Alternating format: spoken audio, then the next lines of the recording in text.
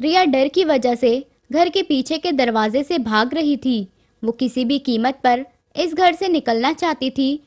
उसने अपने कदमों की आहट और भी धीमा करने की कोशिश की थी, और इतनी सावधानी के बाद भी एक गार्ड की उस पर नज़र पड़ गई थी।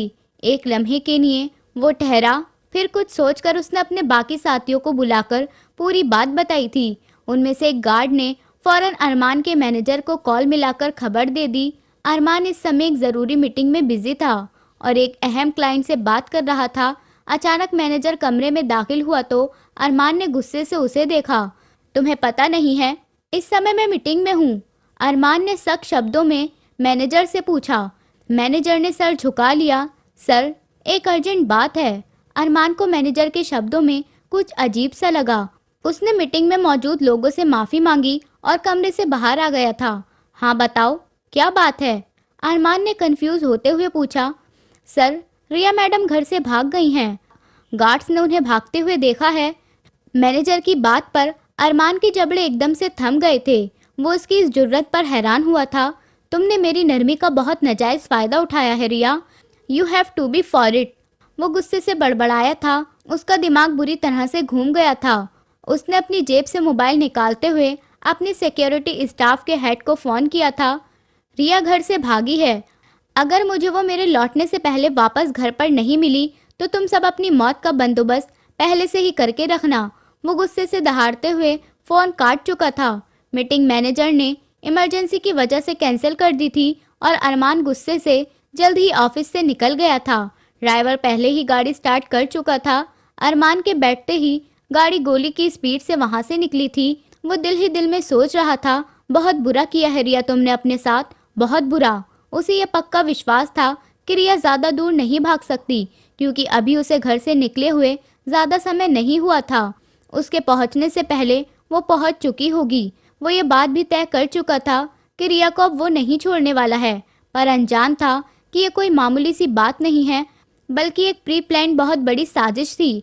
रिया बुरी तरह से हाफती हुई भागती चली जा रही थी। उसे अपना भी होश नहीं था। उसे डर था कि कहीं अरमान या उसके आदमी उसके पीछे ना आ जाएं, और फिर उसका शक सही साबित हुआ था। कुछ लम्हों के बाद ही उसे अपने पीछे तेज कदमों की आवाज़ आने लगी थी और उसे गार्ड्स की आवाज़ें और आहट भी साफ सुनाई दे रही थी। वो घर से भागने का कदम तो उठा चुकी थी, पर अब उसका दिल ज़ोर ज़ोर से धड़क रहा था और उसे डर भी लग रहा था कि अगर वो पकड़ी जाती तो जानती थी कि वो बेरहम दरिंदा सिर्फ उसे बख्शेगा नहीं, बल्कि पूरी तरह से तबाह कर देगा। वो भागते भागते सड़क पर खड़ी हो गई थी और चलती हुई एक टैक्सी को रोककर उसमें जा बैठी थी, जो शायद उसी के बैठने के इंतज़ार में थी। वो तो गाड़ी में छुपने की वजह से उसके अंदर बैठी थी। गाड़ी से जाते हुए उसने पीछे देखा तो फिर सीट पर सर झुकाते हुए आंखें बंद कर ली थी। जब कुछ लम्हे बाद उसे अंदाज़ा हुआ कि गाड़ी चल रही थी, टैक्सी ड्राइवर रिया के बैठते ही टैक्सी आगे बढ़ाता चला गया था। रिया का डर इतना ज़्यादा था कि उसने घबराहट की वजह से ड्राइवर से ये भी पूछना ठीक नहीं समझा था कि वो उसे कहाँ ले जा रहा है। उसका पूरा ध्यान अरमान के गार्ड से बचने पर था। वो गाड़ी से बाहर देख रही थी। दिल में डर और आंखों में आंसू थे। उसे थोड़ा सुकून मिला था क्योंकि बंगला और गार्ड्स पीछे रह गए थे। उसने आंखें बंद करके पहले सुकून भरा सांस लिया था। फिर ड्राइवर ने बैक व्यू मिरर से उसके डरे हुए चेहरे को देखा था। उसके होठों पर एक शैतानी भरी मुस्कुराहट फैल गई थी। उसे पता था कि आगे इस लड़की के साथ क्या होने वाला था। एक पल को उसे इस मासूम लड़की पर रहम भी आया था, मगर होठों पर फिर वही मुस्कुराहट फैल गई थी। उसने गाड़ी की स्पीड और भी धीमी कर दी थी। जब कुछ लम्हों बाद सड़क दो रास्तों में बटी थी। ड्राइवर ने उस रास्ते पर गाड़ी मोड़ दी थी जहां ना सीसीटीवी थी, ना कोई इंसान और ना ही कोई पक्षी। वो हाई स्पीड के साथ दाएं रास्ते वाली सड़क पर जा रहा था, जहां का रास्ता बेहद सुनसान था। अरमान गाड़ी से उतरकर तेजी से घर में दाखिल हुआ था। गार्ड्स को देखते ही उनकी तरफ बढ़ा था। रिया कहाँ है? गार्ड्स ने सर झुका दिए। अरमान की सांस एक लम्हे के लिए भारी हो गई थी। सर, रिया मैडम नहीं मिली। वो एक पीले कलर की टैक्सी में बैठी थी, पर उसका भी कुछ पता नहीं चल सका है, क्योंकि जिस सड़क पर उस टैक्सी ने टर्न लिया है वहाँ कोई सीसीटीवी कैमरा नहीं है, और तो और उस गाड़ी पर नंबर प्लेट भी नहीं थी। उसके चेहरे पर गुस्से के साथ साथ एक अजनबी सी परेशानी भी फैल गई थी। उसे ये बात समझ आ गई थी कि मामला इतना सीधा नहीं है जितना दिखाई दे रहा है। रिया की ज़रूर किसी ने भागने में मदद की है और वो इंसान यकीनन बहुत ही पावरफुल था। उसके दिमाग में फौरन रईस खान का नाम आया था। यकीनन रईस खान ने ही अपनी बेटी को भगा दिया था। वो गुस्से से रईस खान के कमरे की तरफ बढ़ा था। दरवाज़ा खोला तो अंदर का नज़ारा देखकर उसके कदम थम गए थे। रईस खान ज़मीन पर बेजान पड़े हुए थे। उनके आसपास खून फैला हुआ था। नैना एक कोने में डरकर बैठी हुई फूट फूट कर रो रही थी। अरमान को देखते ही वो भागकर उसके पीछे आई थी। अरमान के सीने से लगकर फूट फूट कर रोने लगी थी। कुछ देर बाद ही वो अरमान से दूर हुई और सदमे भरी कंडीशन में उससे पूछा, ये सब तुमने किया है ना अरमान? मेरे डैड को तुमने मारा है ना? अरमान चौंक कर उसे देखने लगा था। उसके होठों पर कड़वी मुस्कुराहट जाहिर हुई थी।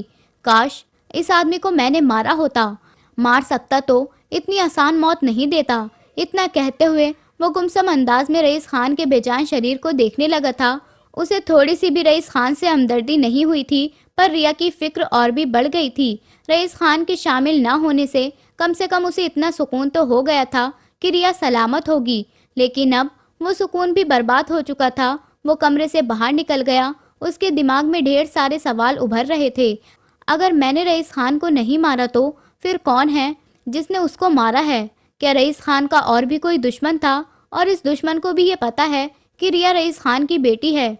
क्या रिया को ट्रैक करके उसी इंसान ने भागने में मदद की है जिसने रईस खान को मारा है?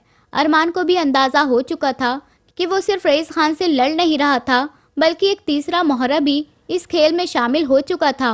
वो अपने कमरे में चला गया, सर पकड़कर बेड पर बैठ गया था। उसका दिमाग तेजी से इस मामले को सोचने लगा। नैना वहां पर खड़ी हुई थी। उसकी आंखें लाल हो रही थी। क्या मेरे पिता को आखिरी बार भी नहीं देखेंगे? उसकी आवाज़ में गहरा दुख था। इतना गिर गए हैं आप? इंसानियत भी नहीं रही है क्या आपके अंदर? इंसानियत के नाते ही मेरे डैड को आखिरी बार देख लीजिए। अरमान ने होठ बंद कर लिए थे। उसने कोई जवाब नहीं दिया था। वो अभी भी सोच विचार में गुम था। नैना की आवाज़ में लाचारी और बेबसी थी।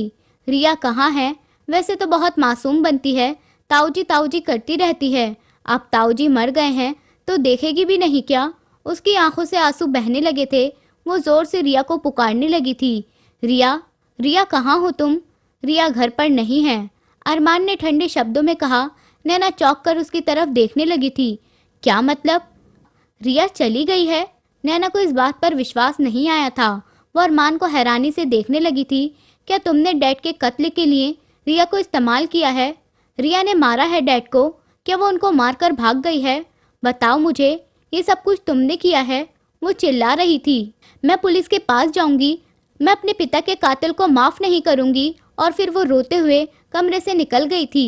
रईस खान के कत्ल की खबर जंगल की आग की तरह फैल चुकी थी।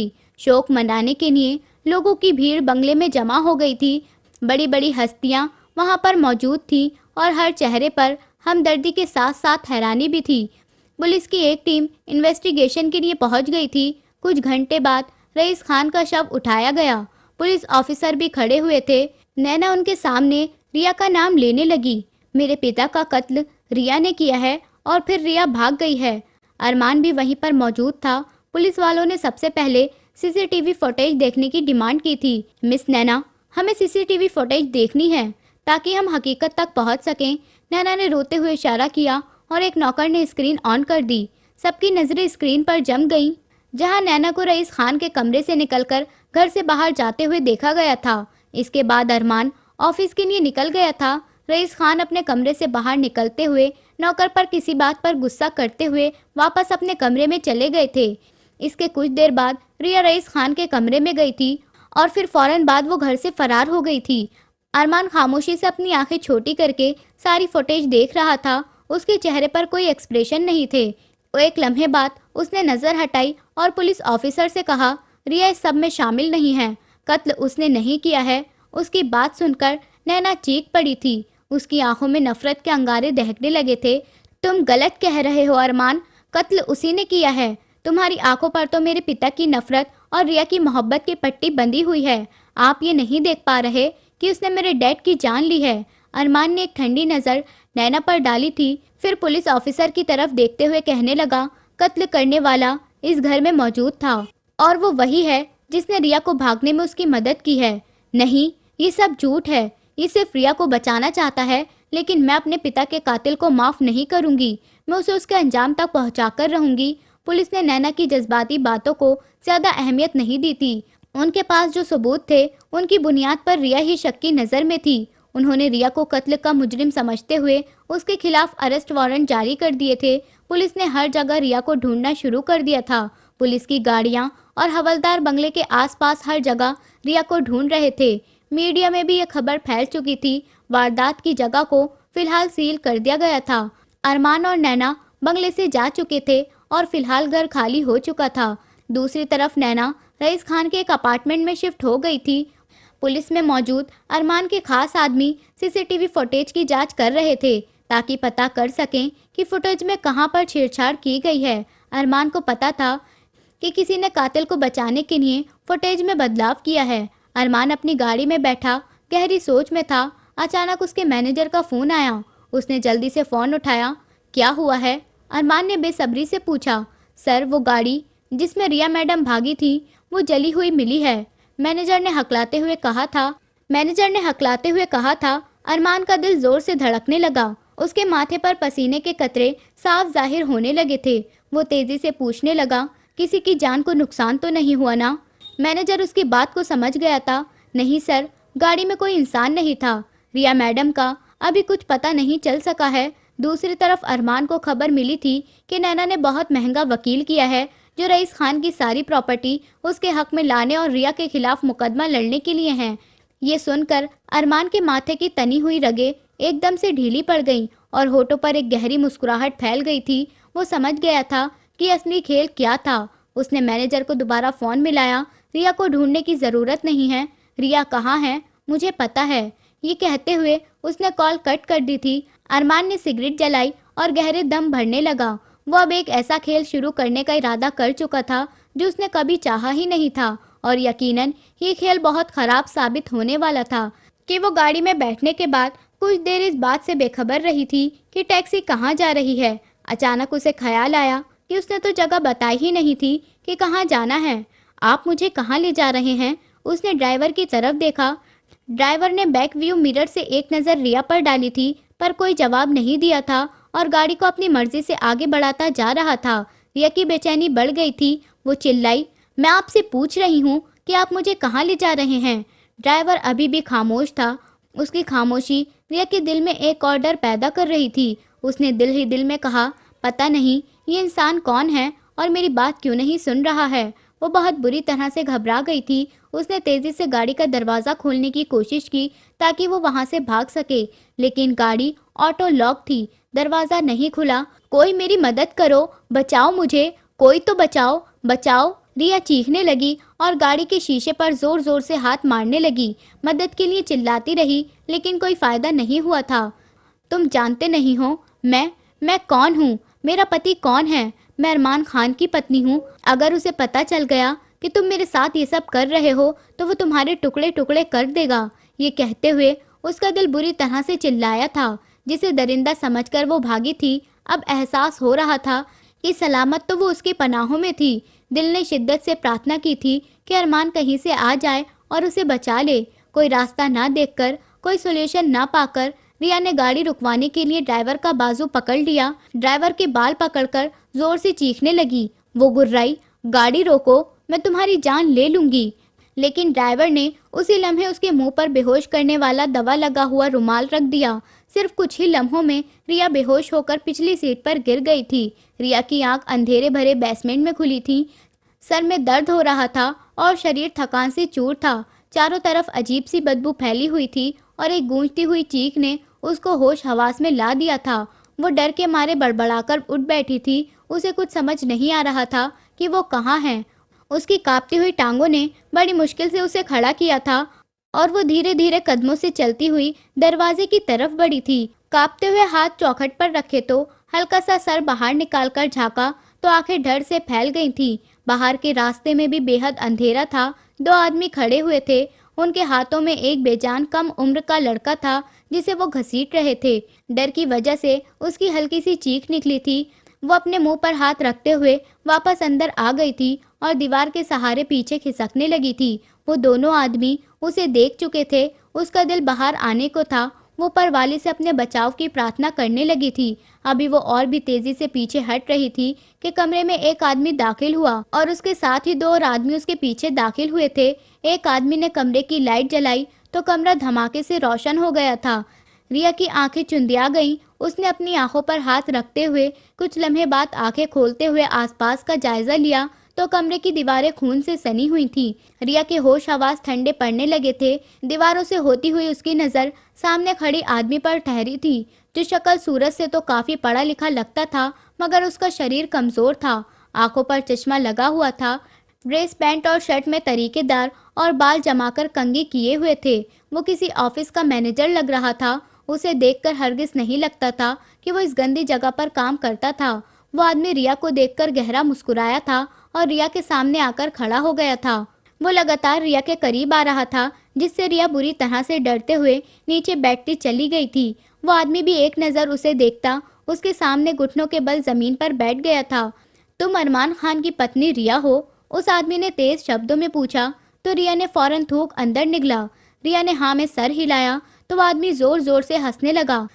उसने हंसते हुए अपने साथ खड़े आदमी को इशारा किया, देखो, अरमान खान की इज्जत, उसकी मोहब्बत और कमजोरी हमारे सामने पड़ी हुई है। आदमी भी हंसने लगे, जबकि रिया बुरी तरह से डरते हुए अपनी आंखें बंद कर चुकी थी। वो समझ गई थी कि वो अरमान के दुश्मन के कब्जे में थी। वो उस लम्हे को कोस रही थी जब वो अरमान से पहली बार मिली थी, जब वो गांव से आई थी। न वो गांव से वापस आती, न ये सब होता। तुम जानती हो मैं कौन हूँ?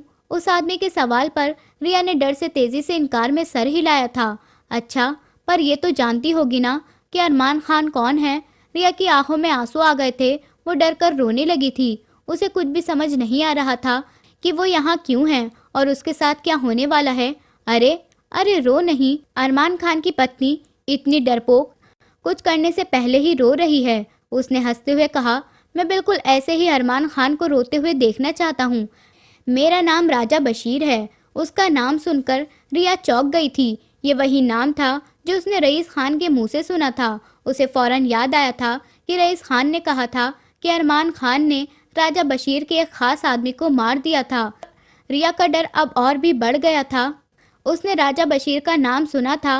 राजा बशीर ने उसके खामोशी और डर को देखकर एक गहरी मुस्कुराहट के साथ कहा, अरमान खान ने मेरे खास आदमियों को बहुत बेदर्दी से जान ली है, बहुत परेशान किया है मुझे। अब मैं अपना सारा हिसाब बराबर करूंगा, एक साथ। उसकी आवाज़ में एक खौफनाक सुकून था जो रिया को अंदर तक हिला गया था। जिस तरह से उसने मेरे आदमियों को मारकर चौराहे पर लटका दिया था, उसकी पत्नी भी बिना कपड़ों के दरिंदगी का निशाना बनकर बीच चौराहे पर सजेगी। लोग तुम्हें देखकर सीख हासिल करेंगे कि राजा बशीर से दुश्मनी का क्या अंजाम होता है। राजा बशीर जोर जोर से हंसने लगा था। उसके हंसने की आवाज़ पर पूरे कमरे में गूंज उठी थी। हम बेवजह में ही अरमान खान को अपना सबसे खतरनाक दुश्मन समझ रहे थे। राजा के पीछे खड़े हुए उसके एक आदमी ने हंसते हुए कहा, अरमान खान का मजाक उड़ाया था। प्लीज़ मुझे छोड़ दीजिए, मेरा उन सबसे कोई संबंध नहीं है। वो बेबसी से चिल्लाई, तुम्हारा संबंध है, तुम अरमान खान की कमज़ोरी हो। राजा ने साफ शब्दों में कहा था, मैं उसे वहाँ देखूंगा जहाँ वो सबसे ज़्यादा टूटता है। आप ऐसा नहीं कर सकते। रिया कांपती हुई आवाज़ में राजा के कदमों में गिर गई थी। उसकी आंखों से लगातार आंसू बह रहे थे। उसने रोते हुए राजा के कदमों को पकड़ लिया था। प्लीज़ मुझे जाने दीजिए। आपको अरमान से बदला लेना है, आप ले लीजिए, लेकिन मुझे छोड़ दीजिए। वो मेरा भी दुश्मन है।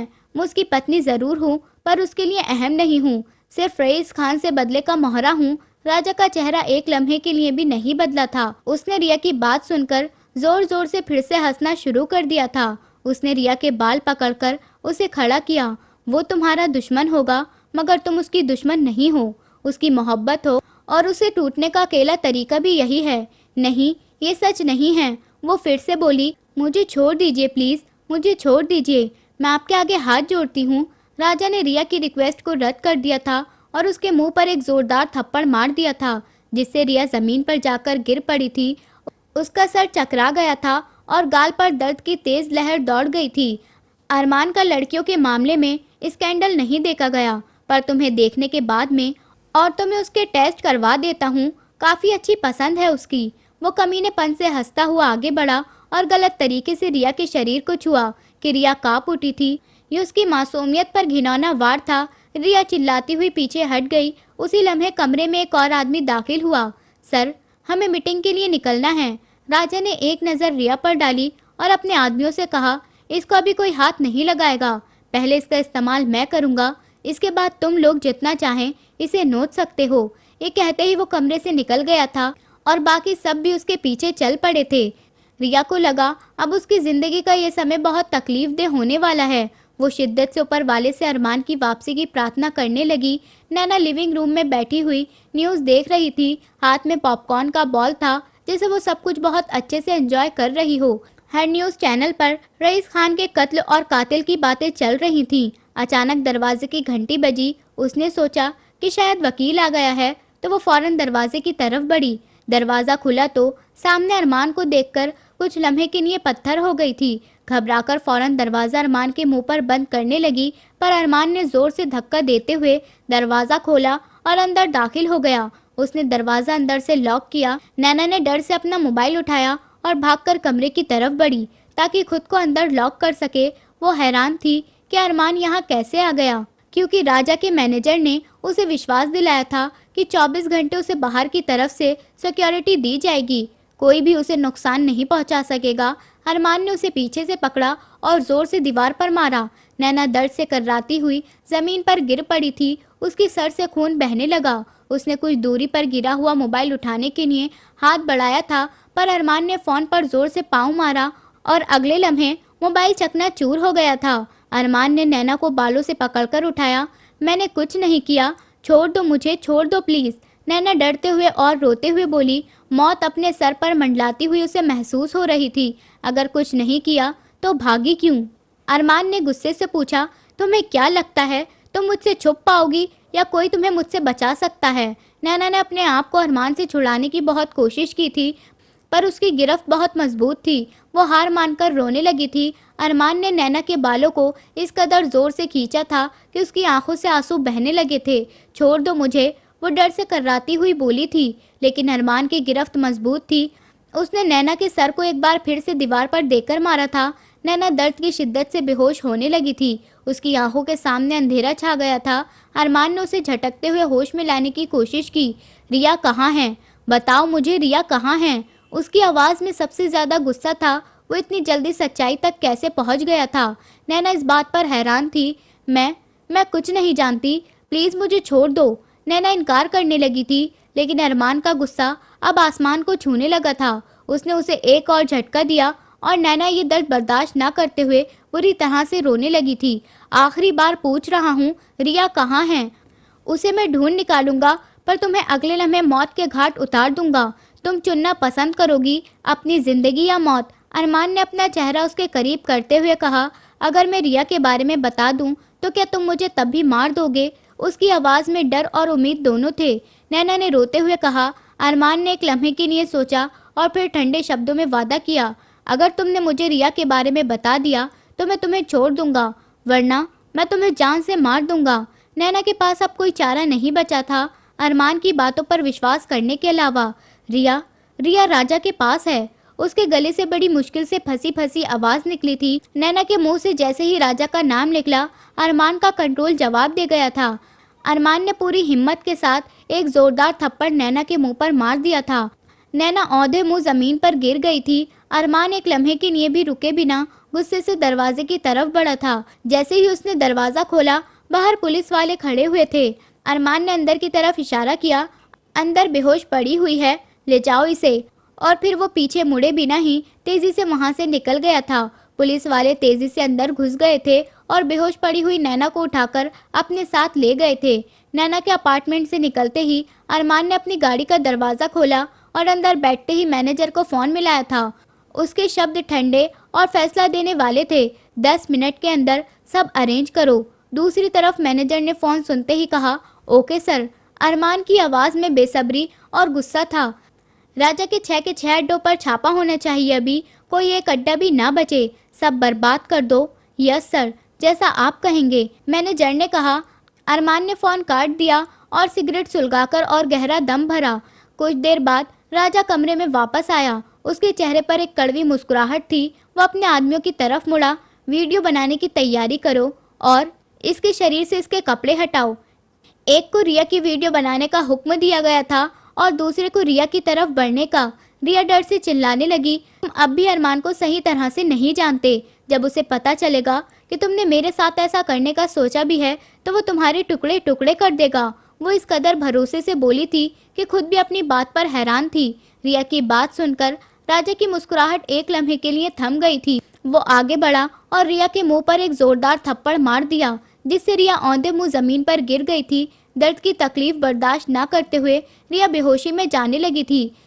इस लम्हे एक आदमी रिया के करीब आया और उसका गिरेबान फाड़ दिया। यह आत्मा खींचने वाला रिएक्शन था जिसने रिया की आत्मा को झंझोड़ दिया था। रिया होश में लौटती हुई बुरी तरह से झटपटाने लगी और इस आदमी को मारने की कोशिश करने लगी। वो आदमी गुस्से में रिया का गला दबाता हुआ उसे दीवार से लगाते हुए चिल्लाया, बॉस, इसको जान से मारकर फिर बाकी काम करते हैं। ये बहुत झटपटा रही है। राजा ने इनकार में सर हिलाया और उसे मना किया, नहीं, इसका तड़पना देखकर ही तो बहुत मज़ा आ रहा है।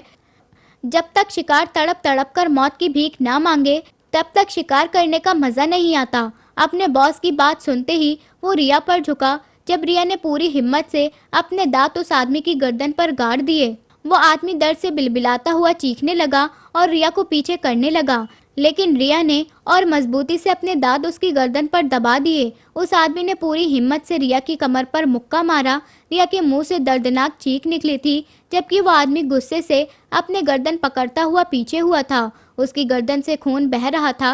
राजा के माथे पर बल पड़ गए। उसने अपने दो आदमियों को एक साथ और रिया की तरफ बढ़ाया। रिया ने जोर से आंखें बंद कर ली और दिल ही दिल में प्रार्थना करने लगी कि प्लीज ऊपर वाले, मेरी इज्जत बचाने के लिए अरमान को यहाँ भेज दो। उसी लम्हे अपने चेहरे पर कुछ गीला और गर्म महसूस हुआ। उसने आंख खोली तो सामने राजा का आदमी दंग नजरों से उसे देख रहा था। उसके माथे से खून और धुआं एक साथ निकल रहा था और फिर वो एक झटके से रिया की गोद में गिरा। रिया के मुंह से एक जोरदार चीख निकली थी। वो इस आदमी से पीछे हटती हुई पीछे की सकती हुई दीवार से जा लगी। खून में लथपथ आदमी से हटे हुई रिया की नज़र दरवाजे पर पड़ी, जहां अरमान खड़ा हुआ था। उसके चेहरे पर कोई एक्सप्रेशन नहीं थे और आंखों में खालीपन था। रिया ने डर से अपनी आंखें बंद कर ली। उसे लगा कि एक सपना है, लेकिन जब उसने दोबारा आंख खोली तो अरमान की तस्वीर साफ नजर आ रही थी। अरमान ने बिना एक्सप्रेशन के अंदाज में अपनी शर्ट के बटन खोले और उसे उतारकर रिया के सामने बैठ गया। उसने अपनी शर्ट को रिया को पहनाया जैसे एक माँ अपने बच्चे को पहना रही हो। रिया का शरीर बुरी तरह से कांप रहा था। अरमान ने उसे अपनी शर्ट पहनाकर पीछे हटने की कोशिश की थी, जब रिया ने एकदम अरमान का बाजू पकड़ लिया था और इसके सीने से लग गई थी और बुरी तरह से रोने लगी थी। उसने मजबूती से अरमान को खुद में बंद कर लिया था, जैसे अब उसे कोई तकलीफ नहीं पहुंच सकेगी। मगर अरमान पत्थर की तरह खामोश रहा था। कोई हरकत नहीं कर रहा था, कोई एक्सप्रेशन नहीं दे रहा था। उसके साथ एक लड़की भी आई थी। उसने अरमान के इशारे पर सर हाँ में हिला दिया था और रिया की तरफ बढ़ी थी। वो लड़की रिया को अरमान से जुदा करते हुए उसे अपने साथ ले जाने लगी थी। तुम मुझे कहाँ ले जा रही हो? मुझे कहीं नहीं जाना, मुझे अरमान के साथ। रिया रोते हुए उस लड़की से अपना बाजू छुड़ाने की कोशिश कर रही थी और अरमान की तरफ बढ़ी। अरमान ने उसे गुस्से से घूरा, चुपचाप इस लड़की के साथ चली जाओ फौरन। वो अरमान की बात को टाल नहीं सकी थी और इस लड़की के साथ बाहर निकल गई थी। वो लड़की रिया को अपने साथ लेकर एक गाड़ी में बैठी थी और रिया खामोशी से उसे देखती रही। गाड़ी में पूरी तरह से खामोशी छाई रही। लड़की गाड़ी को एक नए और शानदार मेंशन में लेकर दाखिल हुई थी। ये पहले वाले मेंशन से ज़्यादा सुंदर और बड़ा था। वो रिया को एक बड़े और सुंदर कमरे में ले गई थी। कमरा बेहद शानदार था और हर चीज़ अपनी जगह पर मौजूद थी। कुछ लम्हों बाद एक लेडी डॉक्टर कमरे में आई थी। रिया के माथे पर और चेहरे पर मौजूद जख्मों को साफ करते हुए उन पर मरहम लगाया।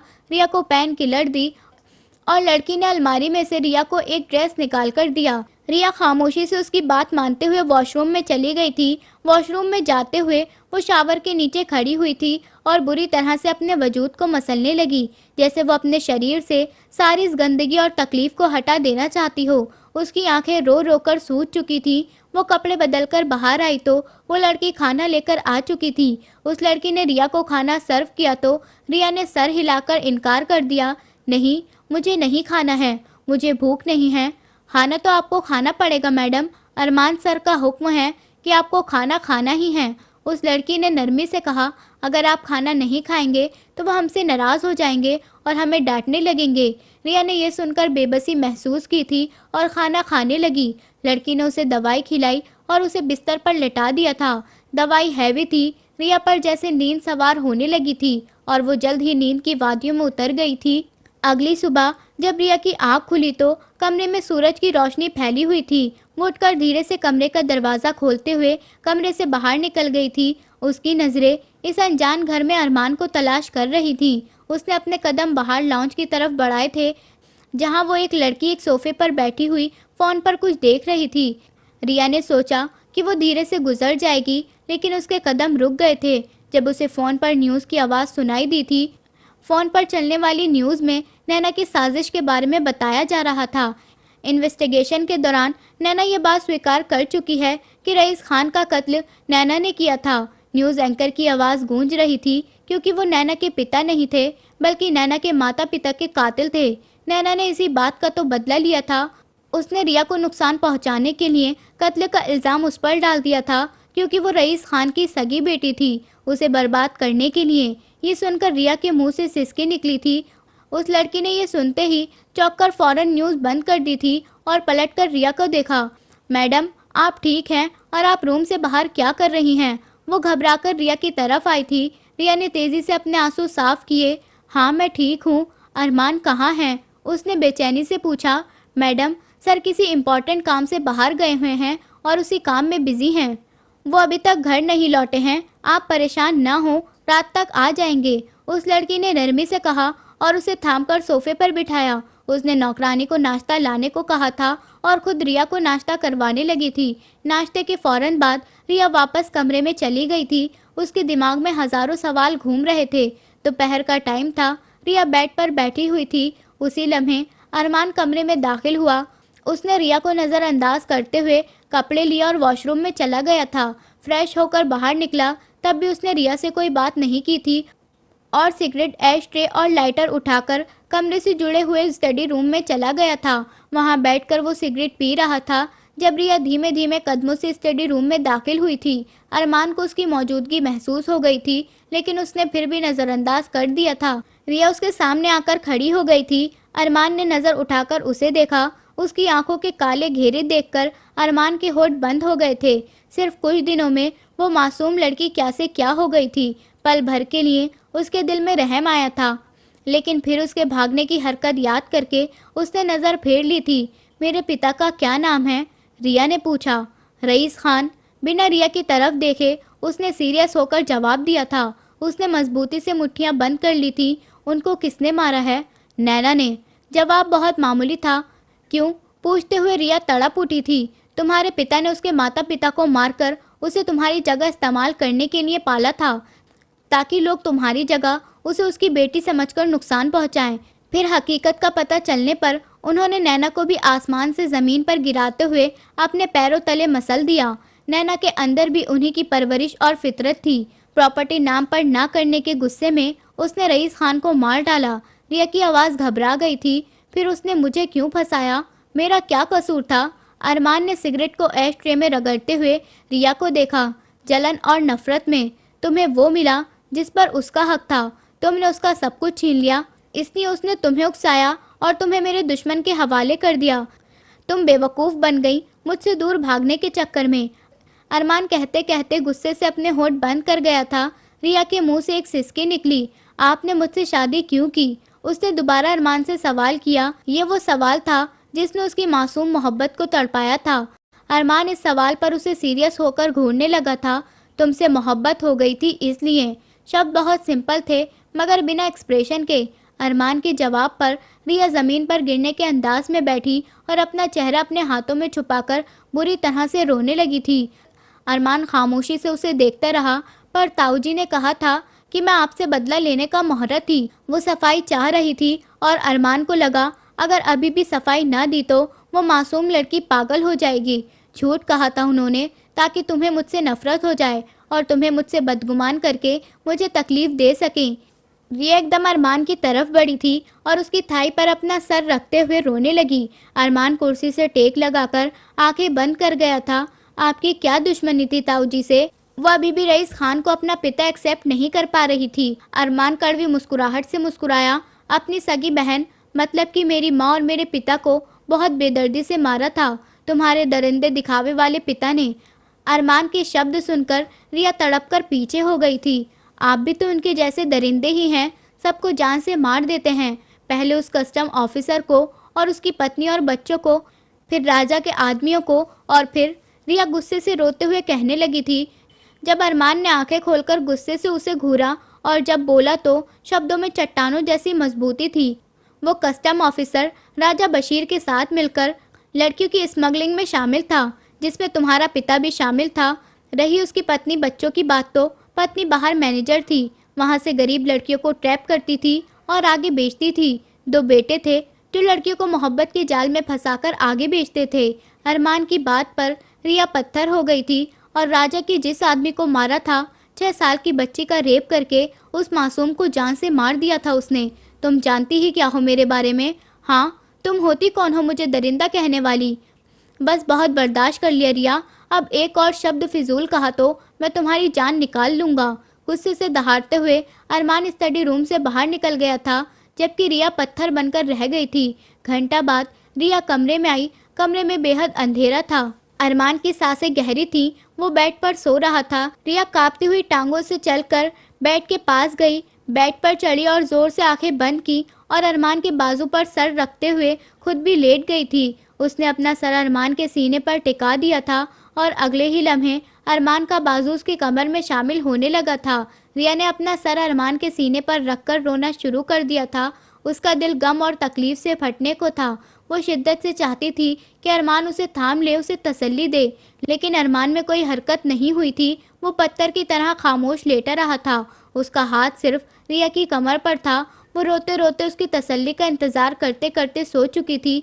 अगली सुबह जब रिया की आंख खुली तो बिस्तर और कमरा खाली था। रिया फौरन कमरे से बाहर भागी थी, पर अरमान ऑफिस जा चुका था। उसने सारा दिन अरमान का इंतजार किया था, लेकिन वो शाम को वापस आया तो बिना कोई बात किए ही अपने स्टडी रूम में चला गया था। रिया की हिम्मत नहीं हुई थी कि वो उससे बात करे।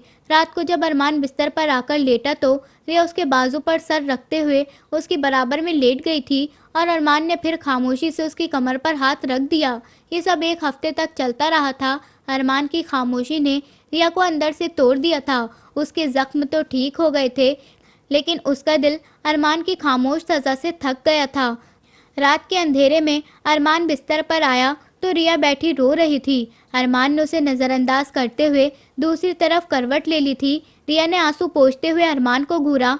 मैंने आप जैसा गुस्से वाला इंसान आज तक नहीं देखा है। अरमान ने गर्दन मोड़कर आईब्रो ऊंचा करके उसे देखा। क्या मतलब है तुम्हारा? मैं इतने दिनों से रो रही हूँ, लेकिन आपको कोई फर्क नहीं पड़ रहा है। मैं आपकी वजह से तकलीफ में हूँ, रिया ने रोते हुए कहा था। मेरी वजह से क्यों रो रही हो? पूछने का अंदाज बहुत संकीर्ण था। आपकी खामोशी की वजह से, वो तड़प कर बोली। अरमान उसे घूरने लगा। तो तुम क्या चाहती हो कि मैं रटे हुए तोते की तरह तुम्हारे आगे पीछे बोलता रहूं? अरमान की बात पर रिया ने तेजी से इनकार में सर हिला दिया था। आप पहले प्यार करते थे, अब प्यार भी नहीं करते। आप गुस्सा है मुझसे, मैं जानती हूँ। मैंने आपको जज किया, मैं घर से भाग गई थी, मैं गलत थी। आपको मुझे सज़ा देनी है, सज़ा दे दीजिए, मगर गुस्सा मत कीजिए।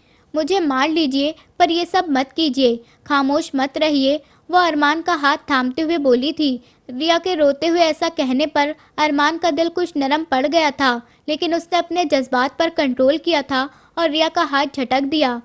मेरी मार सह सकती हो, एक थप्पड़ में तुम्हारी जान निकल जाएगी। चुपचाप सो जाओ, मेरे साथ नाटक करने की ज़रूरत नहीं है। अरमान गुस्से से कहता हुआ वापस लेट गया था।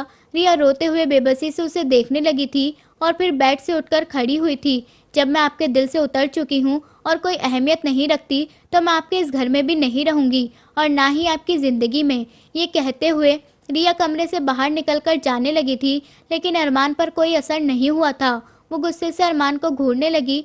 बल्कि घर से नहीं, मैं दुनिया से चली जाऊंगी, ताकि मुझे और तकलीफ ना सहनी पड़े। ये कहते हुए वो बालकनी की तरफ मुड़ी थी और रैकिंग की दूसरी तरफ उतर गई थी।